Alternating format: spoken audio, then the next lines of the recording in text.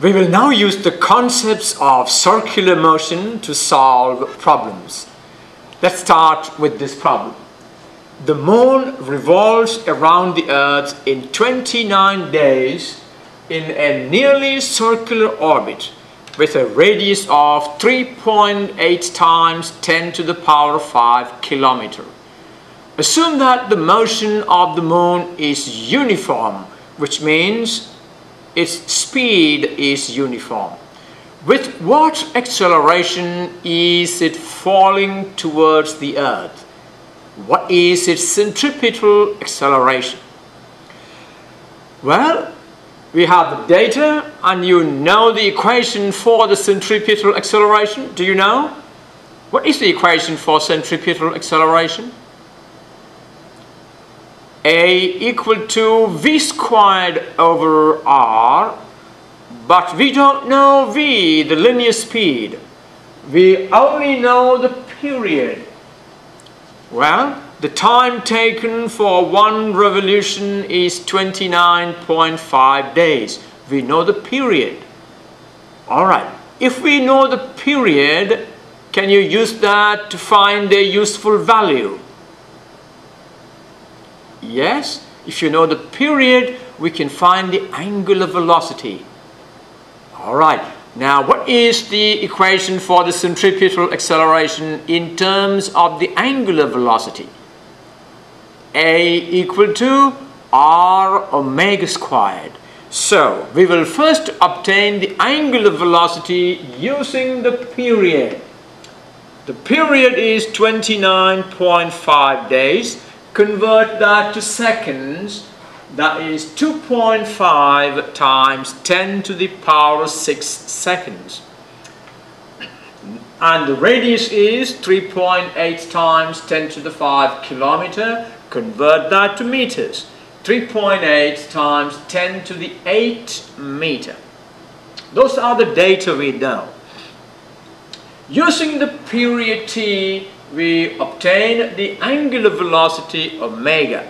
Alright, how do we obtain the angular velocity omega if you know the period? Omega equal to the angle described during one period is 2 pi. So omega equal to 2 pi divided by the period. That will be 2 pi divided by 2.5 times 10 to the 6 seconds. And that is 2.5 times 10 to the negative 6 radian per second. Is that right? That doesn't look right. Okay? Do you want to check it on your calculator and make sure this is right? Omega equal to 2.5 times 10 to the negative 6 radian per second. Well, once you know omega, we can calculate the centripetal acceleration equal to r omega squared. We know the radius, we now know omega. Therefore, the centripetal acceleration is r times omega squared, and that will be 0.0024 meter per second squared. Well, that's the earth, that's the moon. The moon goes around the earth and the centripetal acceleration is 0.0024 meter per second squared. Now tell me, the moon is falling towards the earth with this acceleration. Why doesn't it then fall down to the earth? Why is it then keeping going round in a circle? Now, if you notice, the surface of the earth, I'm going to draw it over here. If this is the surface of the earth, as the moon has two types of motion. It has a linear motion and it has a motion towards the earth. Now what happens is, as the moon goes away, it also is falling. Now look at the amount of fall. The amount of fall during this time is this. The moon has actually fallen that much. But during that time, the surface of the earth also has fallen by the same distance, because the earth is spherical. That means the amount of fall of the moon and the amount of fall of the earth. See, if you now look at that position, this is the fall of the earth. So the moon has fallen by this distance, the surface of the earth has fallen by the same distance. It means the moon will be always at the same height. It will keep going in an orbit. Okay, so the moon is actually falling towards the earth at this constant acceleration. Alright, let's do another problem. In the absence of this acceleration, you know that the moon will simply go away along the tangent. An electrically charged particle can travel in a circle of uniform magnetic field.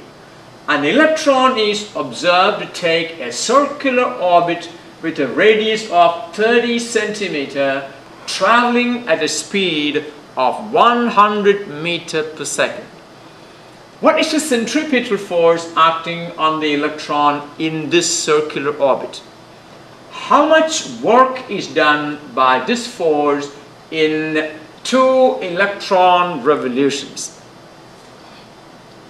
Well, first of all, we need to find the centripetal force. Now, what is the equation for centripetal force? Centripetal force is mv squared over r. So all we need to find the centripetal force, we need to know the mass of the electron. It is a constant value that is available in many tables. I think it is 9.1 times 10 to the negative 31 kilogram, right? You want to check it? It's available in all tables. So, once you know the mass of the electron, you know its speed, and do you know the radius? The radius is 30 centimeters. Therefore, we can find the centripetal force. Radius is 0.3 meter. The speed of the electron is 100 meters per second. And the mass of the electron is 9.11 times 10 to the negative 31 kilogram. So this is all we need to find the centripetal force. The acentripetal acceleration, the centripetal acceleration is v squared over r. That is 100 squared over 0.3. 3.3 times 10 to the 4 meter per second squared. And the centripetal force will be mass times acceleration, mv squared over r. So multiply the mass of the electron by its acceleration, and that gives you 3 times 10 to the negative 26 Newton. It's a very small force that keeps the electron in that circular orbit. How much work is done by this force in 2 electron revolutions? Now, we haven't actually discussed the concept of work to answer that question. But let me say this. A force does work when it produces displacement in the direction of the force. So, now, in this case, what is the direction in which the electron is moving? Now let me see if I can illustrate this here. The electron is moving in a circular path, and the direction of the force is towards the radius. Now, the electron is moving at any instant at right angles to the force. So if this is the direction of the force, there you are.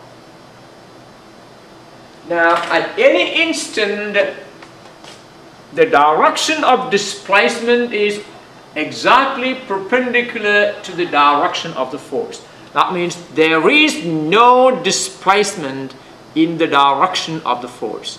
If there is no displacement in the direction of the force, then that force is not doing any work.